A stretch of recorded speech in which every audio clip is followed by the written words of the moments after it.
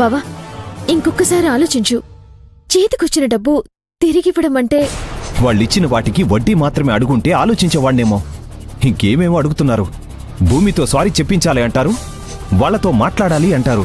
అవన్నీ నా వల్ల కాదు. ఇంకోసారి అవమానపడలేను.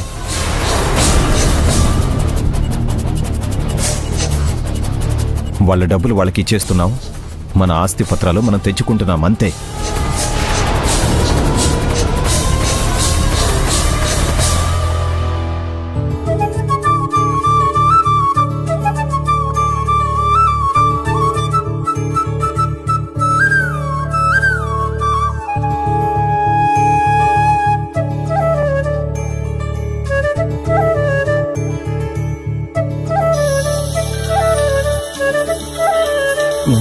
అక్క ఫోన్ చేస్తుంది.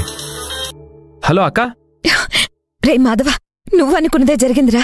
చివరికి నువ్వే గెలిచావు. ఏంటక్క నేను గెలవడం ఏంటి? ఇన్ని రోజులు నువ్వు గొడవ పడింది, రాఘవ్కి ఎదురు తిరిగింది, కోట్లు మెట్లెక్కింది, ఇదంతా మన ఆస్తులు కాపాడుకోవాలనే కదా. మన ఆస్తి పత్రాలు ఆ భానుప్రకాష్ వాళ్ళ దగ్గర నుంచి తిరిగి తీసుకోవాలనే కదా. అవునక్క, కానీ ఆ విషయం అన్నయ్యకి అర్థం కాలేదుగా. వాడికి అర్థం కాకపోయినా ఆ రుద్రాణి వాళ్ళకి అర్థమైందిరా. ఏమంటున్నావు అక్క? అవునరా, రాఘవ్ కేసు గెలిచాడు, మన డాక్యుమెంట్స్ తిరిగి రావు అని నువ్వు బాధపడుతున్నావు కదా. ఇక నువ్వు బాధపడాల్సిన అవసరం లేదు. ఆ రుద్రాణి మన ఇంటికొచ్చింది. అవునా?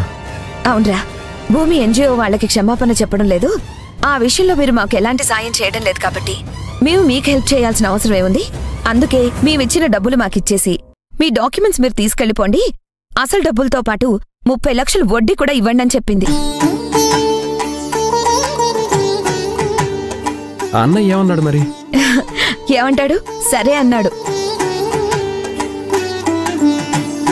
చివరికి నువ్వేదైతే కోరుకున్నావో అదే జరుగుతుందిరా.